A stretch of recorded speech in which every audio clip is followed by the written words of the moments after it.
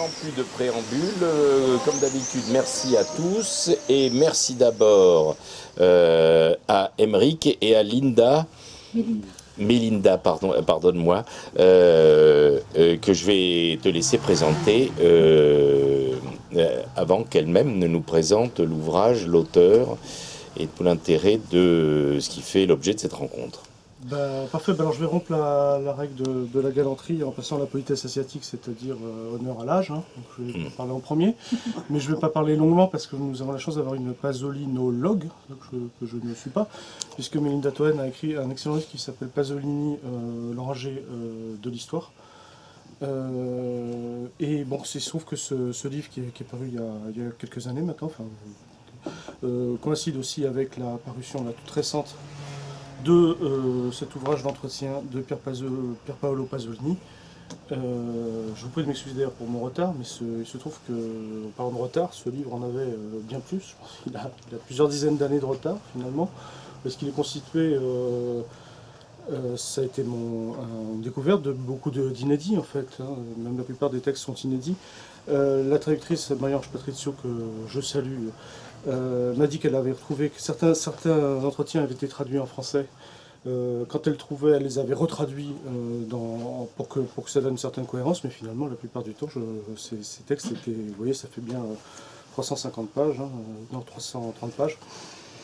Voilà, et donc oui, je suis plus surpris, moi, en tant qu'éditeur, de trouver de pareilles lacunes, parce que quand on pense j'avais commencé avec l'idée de republier Georg Lukács, Michel Kouskar, et puis je ne regrette pas la liste, mais c'est même Maria Grazia Kerkossi qui a sélectionné la plupart de ces entretiens, parce qu'il existait en fait une édition italienne en fait, qui s'appelait Povera Italia, donc Pauvre Italie, donc qui était centrée sur l'Italie. Donc Maria Grazia Kerkossi me disait elle-même, parce qu'elle s'occupe elle gère l'œuvre de Pasolini, c'est une amie de Pasolini, elle s'est occupée déjà de nombreuses éditions, notamment description de description. Elle me disait que déjà ce livre aujourd'hui n'avait plus de circulation en Italie. C'est-à-dire que Pasolini, c'est bizarre à admettre, mais n'est même plus prophète dans son pays. Ça, je l'attribue quand même à un certain anticommunisme ambiant. Je ne suis pas dans la théorie du complot, hein, il n'y a pas des grands Manitou qui vous disent de ne pas publier les choses, mais ça complote, comme dirait Lacan, à ce que les choses ne se fassent pas, ou beaucoup d'éditeurs. Récemment, nous avons publié un livre de Roger Vaillant, et sur je discutais avec les ayants droit de Roger Vaillant, il me disait, bon, Gallimard nous a dit, puisqu'on a publié Aragon, on n'a pas besoin de publier d'autres auteurs communistes. Ah bon. Donc, effectivement, oui, celui auquel on pense après Aragon, ce serait Vaillant. Voilà, si lui passe à la trappe, il ne sera jamais dans la Pléiade. Voilà un petit peu l'état d'esprit. Donc, je veux dire, tant mieux pour nous finalement que les choses se fassent, j'allais dire, dans un milieu plus camarade. Et voilà, on est très fiers de publier Pasolini. Bon, aussi parce que ça c'est une satisfaction personnelle. On est aussi la maison d'édition de Michel Kouskar. Et il y a des parallèles entre Kouskar et Pasolini. Alors c'est vraiment des parallèles, hein, c'est-à-dire de droites qui ne sont jamais rejointes. J'ai eu l'occasion de parler de Michel Kouskar, au risque de me répéter. C'est vrai que je lui avais, à la fin de sa vie, on avait des discussions par téléphone sur Pasolini, parce que ça m'intéressait beaucoup. Et je me souviens qu'il m'avait posé la question, mais il m'avait dit, mais ce film-là, salaud, tu l'écris comment, bande de salauds. Donc j'avais là la preuve que Kouskar n'était pas du tout ni pasolinologue, ni pasoliniste, ni pasolinien, c'est pas lui, il ne le connaissait pas, ou très peu. Bon, le point commun, j'aurais peut-être dû commencer par là, le point commun entre Kouskar et Pasolini, ce sont deux progressistes, même deux personnes qui sont nées en 25 et 28, donc vraiment marquées par l'antifascisme, hein, l'antifascisme historique, hein, et qui ont vu en fait l'arrivée à la néofascisme avec le développement d'un néocapitalisme libéral-libertaire. Le libéralisme libertaire est un terme qui a été forgé par Michel Kouskar, et le terme de néofascisme leur est commun, d'ailleurs, j'allais dire, l'analyse en fait du néofascisme leur est commune.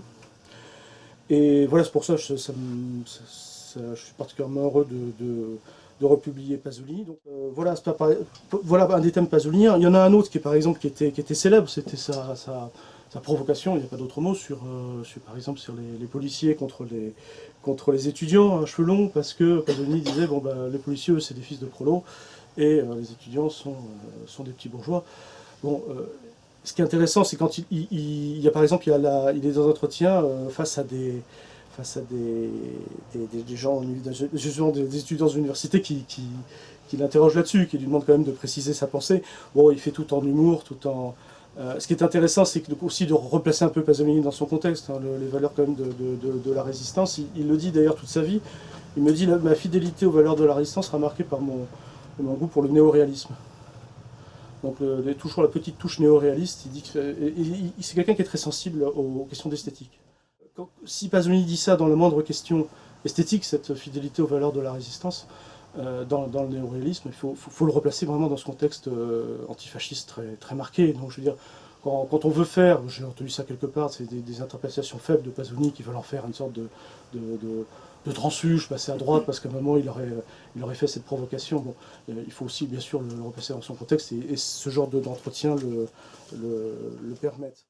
En tout cas, donc voilà, en même temps, ce sont des entretiens très fouillés finalement sur des mises en abîme, si vous voulez, de son propre rôle, même y compris son propre personnage, son propre retour. Voilà pourquoi c'est la forme d'entretien, on pourrait penser qu'elle est mineure par rapport à des textes de société qu'il faut mentionner, hein, bien sûr, que vous avez sans doute tous en tête, qui sont les écrits corsaires et les lettres luthériennes. Mais en même temps, je pense qu'ils ont une certaine forme de réflexion, parce que Pasolini est avant tout un grand penseur, et c'est peut-être là-dessus que je voudrais terminer. C'est Pasolini comme théoricien, qui tient tout à fait la route, outre comme poète, parce que c'est évident qu'il s'est fait voyant par un long dérèglement de tous les sens, hein, comme dirait Rimbaud, dans une formule très dialectique. Il y a quelque chose que le poète voit, que l'humanité ne voit pas, et c'est pas être irrationaliste que de le penser, comme de même que le romancier balzacien, justement, est un voyant.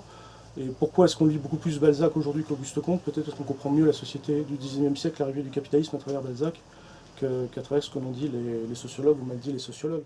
Mais voilà, je pense que vraiment l'urgence de relire Pasolini, donc je vous dis, je me sens très pasoliniste en ce moment. Et je passe la parole à une experte pasolinologue, à qui j'ai confié le livre samedi. Donc je la remercie d'avoir fait si vite et merci d'être là. Je crois qu'elle l'a lu. C'est moi qui vous remercie en tout cas de m'avoir invité, je suis très contente. Et donc je ne tiens pas à faire une intervention universitaire, mais comme je suis un peu timide, j'ai besoin de mes notes, donc j'espère que vous serez indulgents, je vais essayer de lire calmement. Voilà. Alors pour rebondir un peu sur les dernières paroles d'Aymeric, en fait moi je me félicite de cette publication parce qu'elle apporte une contribution décisive pour les recherches sur la pensée de Pier Paolo Pasolini. En effet, j'espère surtout que ce texte invitera un changement de cap et de direction dans les études pasoliniennes qui sont depuis quelque temps dirigées progressivement par l'éloignement de Pasolini du marxisme pour lui attribuer un statut de compagnon de route du postmodernisme. Voilà. Malheureusement, interprété sous cet angle, Pasolini devient trop proche des penseurs de la postmodernité, comme Foucault, Lacan, Barthes ou encore Deleuze. Et il se transforme en un critique de la société capitaliste, certes, mais seulement à partir d'une position nihiliste, et finalement qui n'utilise plus les armes conceptuelles, bref, les catégories d'une pensée radicalement communiste, et donc capable de penser le dépassement du capitalisme. Bravo. C'est tout à fait juste. L'aspect qui me déconcerte le plus dans les derniers travaux parus sur Pasolini, c'est justement l'utilisation de certaines catégories postmodernes et de certains auteurs comme Aby Warburg ou encore Giorgio Agamben. Donc je ne sais pas si vous le connaissez, c'est un philosophe qui est encore vivant et qui a notamment joué dans certains films de Pasolini, notamment dans l'Évangile, dans un seul film, pardon, l'Évangile, et qui n'appartiennent pas à la tradition humaniste marxiste dans laquelle s'inscrit tout le travail de Pasolini et qui dépotentialisent la véritable dimension critique du cinéaste et de l'intellectuel, celle justement qu'il faudra encore étudier aujourd'hui. Ces théories cherchent à ramener Pasolini à la biopolitique, c'est-à-dire à une importance donnée au corps, à l'éros, à la sexualité, bref, à l'individu, et à la pensée minoritaire niant toute totalité. Autrement dit, à la pensée faible à laquelle se rattache la pensée philosophique de nos jours. Ces théories prennent la différence constitutive de Pasolini, c'est-à-dire son homosexualité, sa recherche des îlots de résistance, pour la reconduire et la rattacher à la pensée de la différence sous le modèle de Deleuze. L'être mineur, l'homosexualité. Ainsi, de nombreux spécialistes tordent sous couvert d'une nouvelle interprétation la pensée pasolinienne en excluant toute sa dimension marxiste et humaniste, donc politique. Pourquoi je dis cela ? Car je ne peux pas penser la politique sous la forme assez affaiblie et presque ridiculisée que prend de nos jours la biopolitique, en particulier celle de Giorgio Agamben. Or, vous devez savoir que de plus en plus, on essaye de ramener le travail de Pasolini à une biopolitique avant l'heure. parce que la politique que propose par exemple Agamben n'est pas celle de Pasolini. Or pourquoi je parle d'Agamben et que j'insiste précisément sur lui? Parce que dans l'un des textes devenu une référence sur Pasolini dans le domaine académique, mais pas uniquement, donc il s'agit de la survivance des Lucioles de Didier Huberman, justement l'auteur, Georges Didier Huberman, compare à plusieurs reprises la pensée d'Agamben à celle de Pasolini. Or, je ne sais pas si vous connaissez la pensée d'Agamben, mais en gros, elle peut se réduire... Elle se résume très vite. Voilà, elle peut se réduire de façon peut-être un peu arbitraire, mais c'est mon parti pris, à une sorte de politique... C'est difficile de parler de pensée. Voilà, à une sorte de politique du geste désœuvré, où le but est justement de ne pas avoir de but, pas de finalité du geste politique, de ne pas imposer une direction et une volonté subjective ou réelle, un geste donc qui s'interdit toute action transformatrice. Pour vous donner un exemple, selon Agamben, le geste politique par excellence, c'est la danse. Voilà, je vous laisse apprécier, ce qui est un thème nietzschéen par excellence, on est quand même bien loin de Pasolini. Hein. Voilà, et donc qui est le geste du corps sans finalité. Un autre exemple qu'Agamben cite assez régulièrement, c'est que c'est l'idée de la poésie comme geste qui désarticule le langage dans sa relation avec la réalité. Autrement dit, pour Agamben, la véritable poésie est celle qui ne renvoie pas à la réalité, parce que cela impliquerait une relation entre les mots et les choses. Or, au contraire, chez Pasolini, il n'y a pas ce formalisme hermétique. Ces poésies, comme ces films, ont toujours un rapport direct avec la réalité. Le langage n'est pas là pour se désarticuler dans un sophisme de salon. Alors si en effet il y a bien des points de contact entre Agamben et Pasolini, par exemple l'intérêt pour les gestes populaires, l'argot et la résistance de certaines cultures populaires contre le capitalisme, il n'y a pas chez Agamben, comme chez les penseurs de la biopolitique et de la différence, la véritable contradiction dialectique qui demeure présente dans toute l'œuvre de Pasolini. Une contradiction viscérale, ontologique que vit Pasolini et qui est clairement exposée dans la poésie qu'il a dédiée à Gramsci. Il y apparaît alors comme un intellectuel divisé, presque bipolaire, travaillé par de fortes contradictions internes. Alors je vous lis juste les premiers vers donc du poème. Donc le poème s'intitule « Les cendres de Gramsci » et ça commence ainsi. « Scandale de me contredire, d'être avec toi, toi donc Gramsci, d'être avec toi, avec toi dans mon cœur au grand jour, contre toi dans la nuit des viscères. » Pasolini vit donc physiquement ce déchirement entre idéologie et passion, pour citer un autre de ses livres.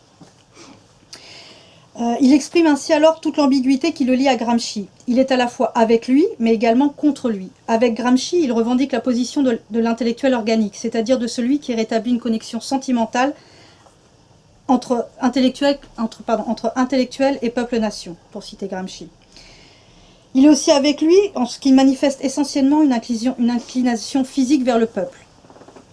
Mais Pasolini est également contre Gramsci, parce qu'il représente emblématiquement une cible polémique qui fait face à la crise idéologique que traverse le marxisme en raison de l'avènement du néo-capitalisme dès le milieu des années 50. Avec et contre, ces contradictions sont quoi qu'il en soit productives chez Pasolini. Sa force créative naît de son expérience marxiste, comme il le dit dans l'expérience marxiste, page 6 du livre publié aux éditions d'Elga. Car elles permettent de mettre en place efficacement, grâce à son attention aux gestes, au langage, au visage du peuple, des armes pour penser une émancipation de ce peuple, une libération. Bref, une révolution. Au contraire, chez Agamben, ces gestes ne sont que l'ultime manifestation d'une communauté qui va s'épuiser et disparaître sans penser à son dépassement. Ces gestes n'ont donc aucune finalité émancipatrice et ne renvoient qu'à eux-mêmes. Agamben, en ce sens, dépasse la ligne de front. Je vais vous lire maintenant une citation de Pasolini qui incarne pleinement ce dont je viens vous parler. Dans cette citation, il s'adresse plus explicitement à Jean-Luc Godard, mais qui représente sur le plan cinématographique ce qu'on pourrait reprocher à Agamben. Voici ce qu'il dit.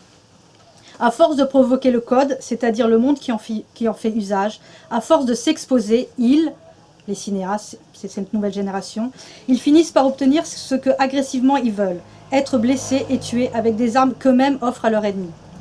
C'est sur ce front qu'ils réalisent leur liberté, celle de contredire jusqu'à son extrême conséquence la norme de conservation. Mais ils se poussent au-delà du front des transgressions. Ils dépassent la ligne de feu et se trouvent de l'autre côté, en territoire ennemi. Là, ils sont automatiquement enfermés dans une poche ou, pour continuer plus brillamment la métaphore, entassés dans un camp qu'ensuite, comme cela arrive, ils transforment non moins automatiquement en ghetto. Là où tout est devenu transgression, il n'y a plus de danger. Le moment du combat, celui où l'on meurt, est au front. Voilà. Alors maintenant, après cette, pour resituer historiquement la pensée de Pasolini et lui redonner sa dimension politique. J'aimerais citer 2 points qui m'ont particulièrement intéressé donc, dans le livre, et qui sont extrêmement importants et qui permettent effectivement de bien restituer la pensée marxiste et de l'auteur. Donc il s'agit de Faire la révolution et par la guerre civile. Donc c'est un article qu'on peut trouver à la page 173 du livre. Et lors d'un échange avec des jeunes communistes romains, Pasolini critique fortement 68, et ici on retrouve un point d'accroche avec Michel Touskar. Je cite: « 68 n'a fait qu'accélérer la dégénérescence des modèles populaires. Il a même fourni des modèles faussement subversifs. Pour Pasolini, mai 68 est la révolte des jeunes bourgeois contre l'ancienne bourgeoisie. Une guerre civile en somme, pas une révolution. Une guerre civile qui sert les intérêts de cette classe amène à sa suprématie totale. Je cite une nouvelle fois: « Si la bourgeoisie se bat contre elle-même, dans quel but le fait-elle ? Dans le but de faire des réformes, c'est-à-dire qu'il s'agit de la bourgeoisie jeune et gentille qui se bat contre la bourgeoisie vieille et méchante. La guerre civile est la voie qui conduit aux réformes. La révolution est une autre chose. Elle est classiste, les ouvriers et les paysans d'un côté et la bourgeoisie de l'autre. Pour nous qui sommes nés avec l'idée de révolution, il est cohérent, il ne serait-il digne que de rester attaché à cet idéal. Un peu de dignité, mon Dieu. Je pense à tous ces collègues qui se sont immédiatement jetés comme des putins dans les bras des étudiants. » Vous voyez, c'est assez provocateur, mais ça c'est clair. Donc, encore une fois, vous voyez comment Pasolini analyse la situation de façon marxiste. Ils n'étaient pas nombreux à l'époque. Non. Pas seulement, évidemment en France, c'est pathétique, mais même en Italie. Même en Italie, oui. Le deuxième point qui m'a semblé particulièrement intéressant et que on continue souvent aujourd'hui d'aborder sur Pasolini, c'est l'idée de progrès et développement. Alors Pasolini n'est pas contre le développement, ce qu'on pourrait facilement croire quand on n'est pas marxiste. Quand on n'est pas marxiste, voilà. En fait, lui, ce qu'il souhaite, c'est faire coïncider le progrès et le développement. Alors, dans l'article dans l'article qui s'intitule L'obscurité au-delà du présent, toujours face aux étudiants communistes de Rome, Pasolini affirme fermement des positions qui feraient bondir justement des philosophes de la biopolitique. Comme par exemple penser une sorte de synthèse entre le développement industriel économique et le progrès entendu au sens social et culturel. Cela est pour lui, je cite, le point nodal. L'idée serait de mettre en place un véritable projet de construction publique où l'État-providence serait planifié. À ce propos, il parle explicitement d'une planification du développement qui jusqu'ici a été sauvage et devrait être conçue pour être utile à toute l'humanité. 1975. Il s'agit bien là d'une vision communiste et d'une position marxiste de contrôle de l'économie et de redistribution sociale, alors que la biopolitique ne s'intéresse pas du tout à la question économique de la lutte des classes. Voilà, pour conclure, je voudrais citer donc ce très beau texte qui a été écrit en juin 1975, donc quelques mois avant l'assassinat de Pasolini. Donc pour ceux qui nous disent que Pasolini était désespéré à la fin de sa vie et qu'il ne souhaitait plus s'engager dans la vie politique de son pays. Voilà, ce texte qui réaffirme les catégories de l'humanisme et du marxisme. On le voit clairement, Pasolini n'est pas réductible à cette philosophie réactionnaire postmoderniste où rien n'est possible, où l'idée d'émancipation est niée, même justement à la fin de sa vie. Donc le texte s'intitule Mon vote communiste. Donc c'est le dernier article du livre. Alors je le cite. « Je vote communiste car je sais que dans ce pays non pas noir mais sale, il y a un autre pays, le pays rouge des communistes. En lui sont inconnus la corruption, la volonté d'ignorance, la servilité. C'est une île où les consciences se sont désespérément défendues et où le comportement humain est arrivé encore à conserver l'antique dignité. La lutte des classes ne semble plus opposer révolutionnaires et réactionnaires, mais désormais des hommes appartenant quasi à des classes différentes. Je vote communiste pour que ces hommes différents, que sont les communistes, continuent à lutter pour la dignité du travailleur, en plus de son niveau de vie. C'est-à-dire pour qu'ils arrivent à transformer, comme le veut leur tradition rationnelle et scientifique, le développement en progrès. » Voilà, je vais finir sur ces... Bravo.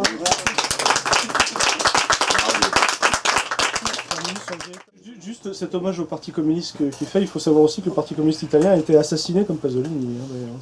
Enfin, il s'est un peu suicidé aussi. Oui, c'est vrai. Surtout.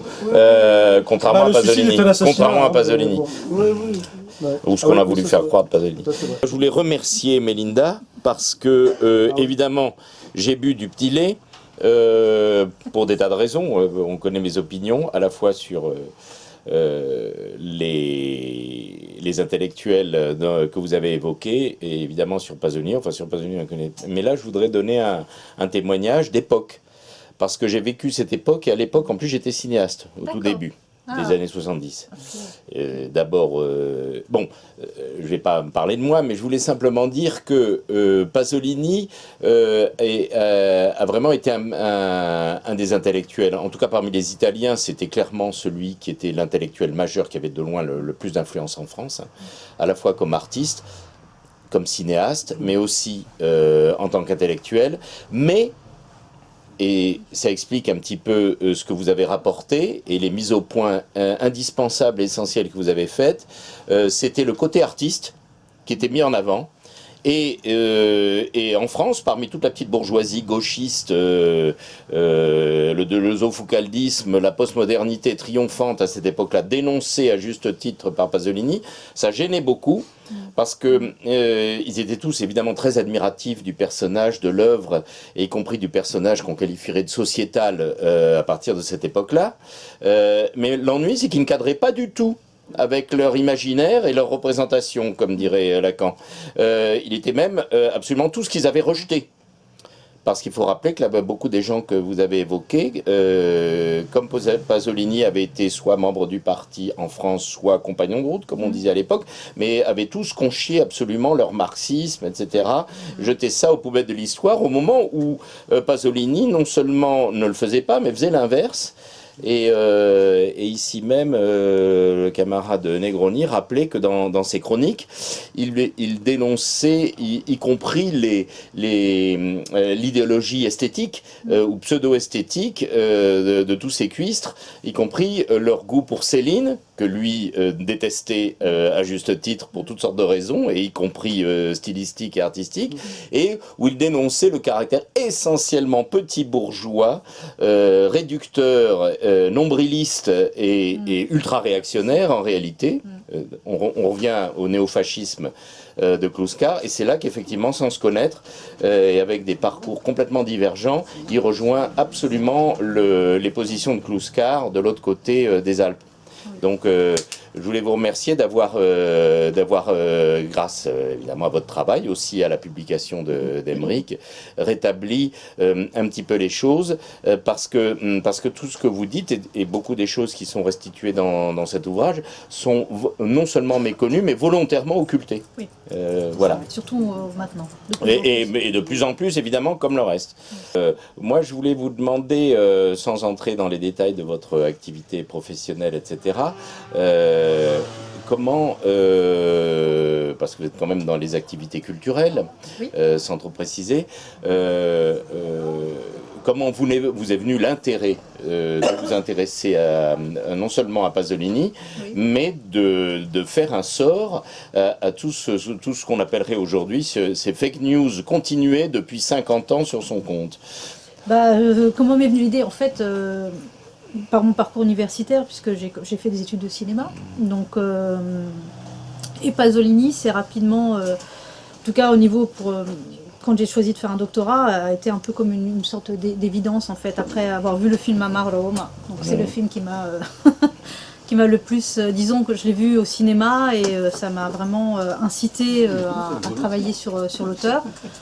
Alors peut-être qu'au début, effectivement, j'étais aussi un peu pris, parce qu'il faut savoir que même Pasolini, dans le domaine académique, en tout cas dans celui que je connais, c'est-à-dire celui qui est plutôt celui du cinéma, je ne parle pas de ses autres thématiques, etc., il est aussi extrêmement abordé avec ses nouveaux philosophes. Donc j'étais aussi un peu dans l'ambiance de cette nouvelle approche finalement de Pasolini, donc j'ai baigné dedans, et puis finalement je me suis dit, mais entre ce qu'il écrit et ses films, il y a vraiment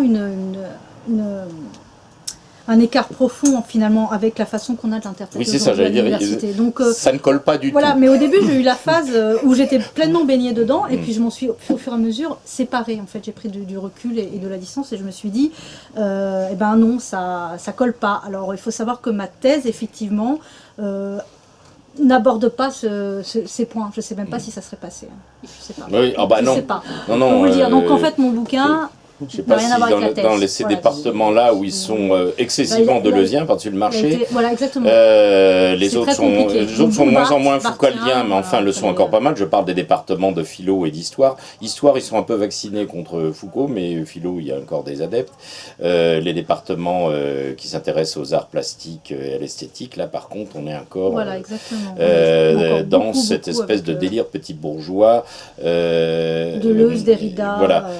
Donc, alors évidemment, ça s'effondre maintenant de manière assez décisive, mais et donc il y aura peut-être un petit peu plus de place pour on espère. pour la vérité, on va dire la vérité de Pasolini, qu'elle plaise ou qu'elle déplaise.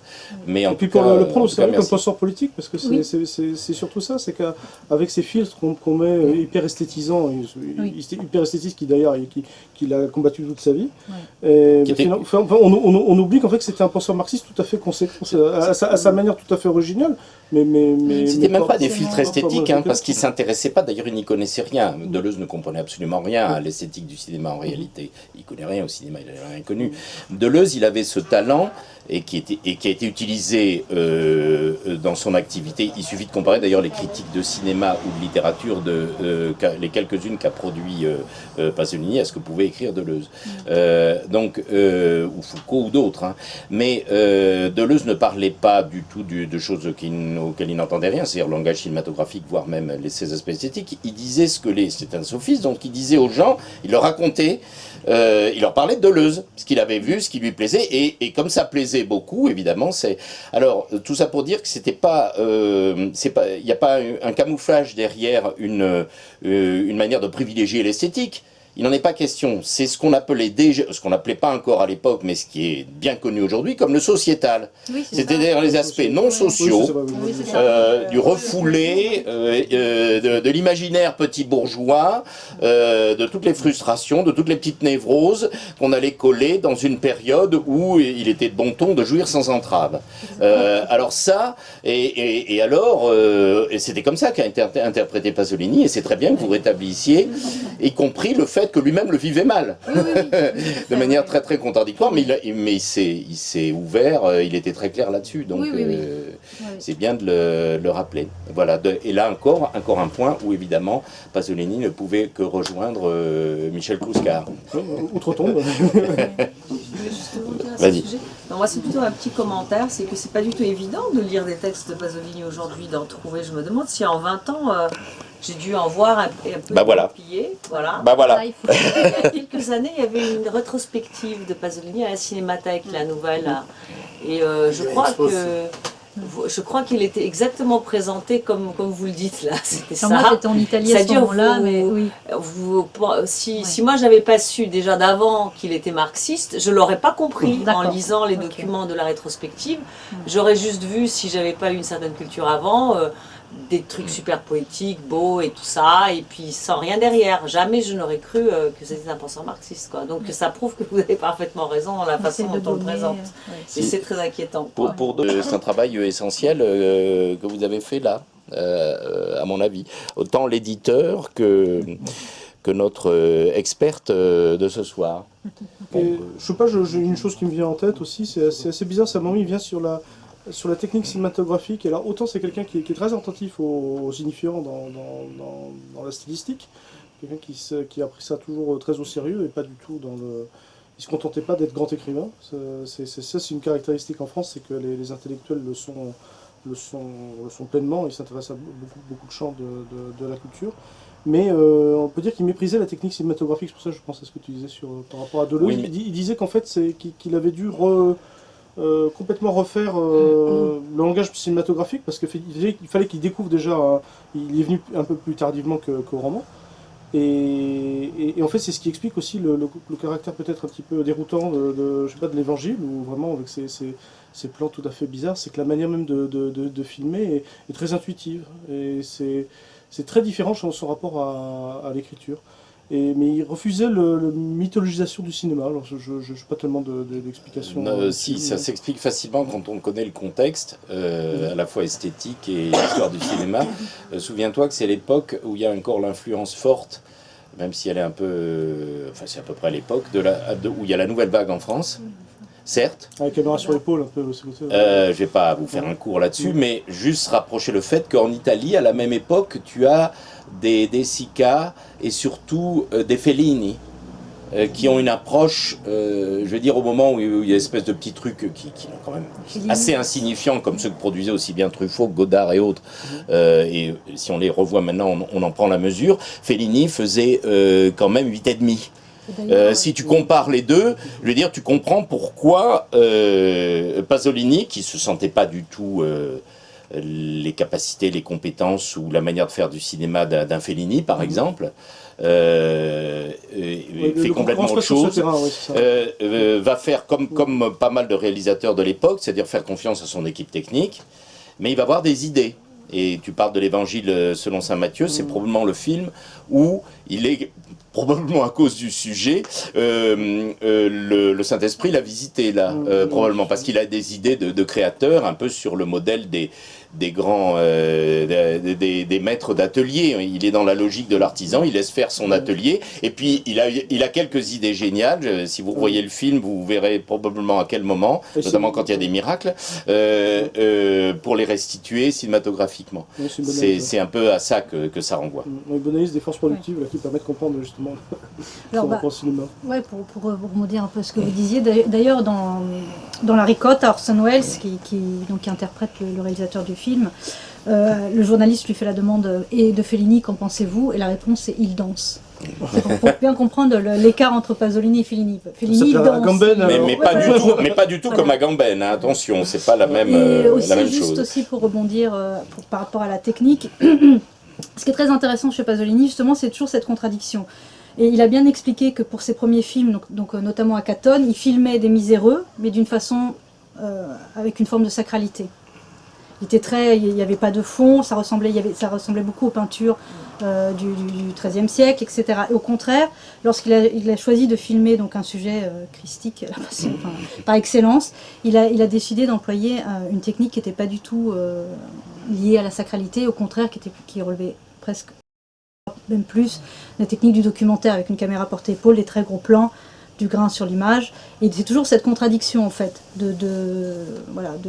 d'adapter son style, mais de façon contradictoire. Et d'autant plus qu'on est en Italie, il ne faut quand même pas l'oublier, donc le rapport à filmer ce genre de choses, aborder ce genre de thèmes en Italie, à l'époque en particulier, c'était quand même pas du tout la même chose. C'était l'époque où il y avait Don Camillo et Pepone, un peu de temps avant aussi. C'était ça le cinéma populaire italien. Il explique dans un entretien, parce qu'il a quand même réussi, il ne le cherche pas spécialement, mais il a eu un prix du Vatican pour Théorème. Mais il le prend de manière, c'est très politique, il dit ça prouve une volonté de dialogue de leur part. On est dans l'époque des prêtres ouvriers, un petit peu, pour ramener à l'époque française. Et voilà, il le prend très politiquement. Il reste tout à fait marxiste et serein vis-à-vis de ces questions. Mais oui, il garde toujours un regard politique et marxiste. Voilà. Et c'est bien ça qui est peut-être, me semble-t-il, là je sollicite votre expertise, sans doute bien plus grande que moi sur toute son œuvre, mais c'est comme ça que j'avais reçu à l'époque, et à la lumière de ce qu'on entendait dire de lui par lui, c'est cette contradiction terrible entre justement l'en soi et le pour soi, la manière dont il se voyait socialement, individuellement, comme corps, comme on disait à l'époque, et toute espèce de transcendantal dans lequel il s'était investi profondément, et ça c'était quand même ça c'était le moteur de Pasolini. Oui. Mais bon, disons qu'il n'a pas, c'est pas une volonté de sa part de s'isoler ou d'être marginal. Lui, il a toujours vécu comme quelque chose de brutal, de ne pas être au sein de la communauté finalement. Et il a eu de cesse que de parler de s'exprimer sur des journaux grand public. Je veux dire, s'il n'était pas dans son petit coin, il a toujours débattu avec ses lecteurs. Et donc pour lui, il le dit très bien, il y a un article qui s'appelle Contre la terreur, qu'il a publié dans le Chaos. C'est une partie des derniers articles qu'il a publiés, où il dit très bien qu'en fait, s'il se sent isolé, c'est contre lui. Lui, il aurait voulu faire partie de la communauté. Et donc, c'est pas du tout une position un peu mystique de s'isoler, un peu comme de grands penseurs. voilà. D'autant que là encore, il faut resituer le contexte, y compris cinématographique, italien, qui était, en France, on se pensait très politique, du CF Godard, Oui. à l'égard de qui, à très juste titre, Pasolini est très critique, comme on l'a entendu. Mais en Italie, en revanche, il n'est pas seul, Pasolini. Il faut voir les films qu'ils ont fait, non seulement évidemment les aspects qu'on peut revendiquer comme politiques du néoréalisme italien, mais vous avez des Francesco Rossi, vous avez des films comme des films quasi de reportage sociologique politique qui sont faits, extrêmement bien faits, extrêmement sévères, extrêmement lucides et extrêmement politiques. On n'est pas du tout ni dans le biopolitique, ni dans la jouissance sans entrave et compagnie. Et où les cinéastes italiens affrontent tout ça, toutes ces contradictions, avec beaucoup de discernement, de lucidité, d'art. Il est pas, sur ce plan-là, il est aussi l'image d'une époque et d'une génération. Hein. On a le souvenir de la comédie, des Torre Scola, des Risi, de toutes ces choses-là. Ça existait, bien sûr, et c'est un élément du patrimoine du cinéma italien de cette époque-là.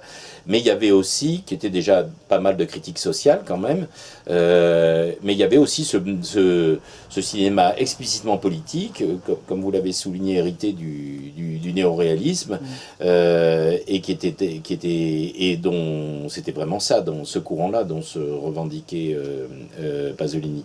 Pas de. Alors c'est vrai que je pense que si des gens voient cette vidéo, puis si l'assistance a l'air bienveillante, j'imagine peut-être une objection qui est de dire que sa marginalité, elle était motivée par des questions réelles, qui sont son homosexualité à l'époque, qui surtout dans les années 50 ne passaient pas. En fait, ce qui est assez bizarre, c'est que... Non, parce qu'à l'époque, c'est ça c'est un malentendu total. Ceux qui n'ont pas vécu, l'homosexuel ne portait pas ça en bandoulière. Les exemples sont innombrables, de Genet à Foucault ou Dieu sait qui. Mais ça aussi, et ce n'était pas du tout une entrave à leur valorisation sociale. Ce que je veux dire, c'est que peut-être c'est un combat que je ne connais pas de l'intérieur, puisque ça ne me concerne pas, mais je peux bien sûr le voir avec sympathie de l'extérieur.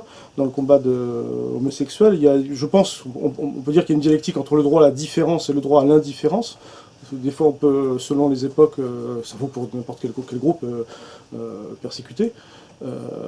Bon, lui, peut-être c'est sûr je pense qu'il aiderait beaucoup plus les gens qui militent pour un certain droit à l'indifférence.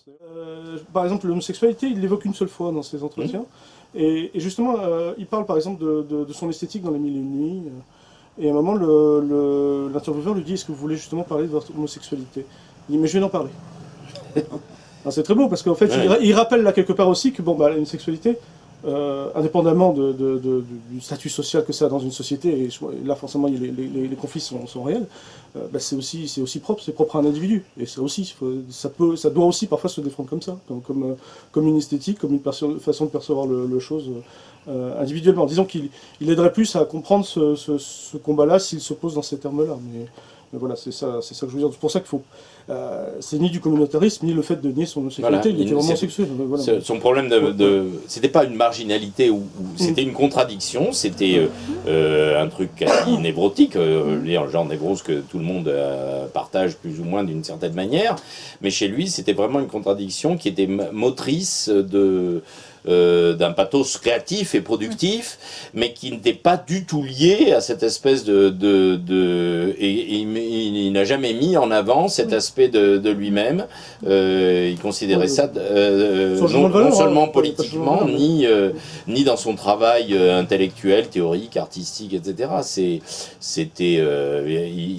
Il est lui-même, il n'a jamais occulté quoi que ce soit, mais ça n'a jamais été une bannière derrière laquelle il combattait, loin de là.